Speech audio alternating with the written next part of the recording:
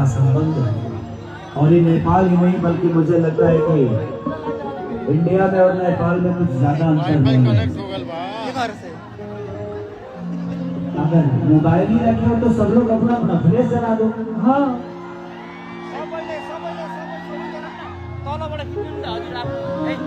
और आप सब हमेशा दिल में रहते हैं। और मुझे लगता है कि इंडिया में तो लोग मुझे सुनते ही है, नेपाल में बहुत सारा लोग मुझे प्यार करते हैं, आशीर्वाद देते हैं। और आपकी मोहब्बत हमेशा हमारे लिए एक आशीर्वाद के तौर पे रही है। यहाँ आने से थोड़ा डर भी लगता है, पर बीच में ऐसा घटना हुआ था कि डरा गया था मैं। लेकिन यहाँ की व्यवस्था और यहाँ के जो लोग हैं बड़े प्यारे हैं। हमारे किशोर भाई के साथ रहने वाले जितने, क्योंकि किशोर भाई को ही जानता हूँ, हमसे संपर्क करने में इनका योगदान बहुत रहा। तो पूरे इनके साथ रहने वाले जितने भी हैं सब लोग बड़े प्यारे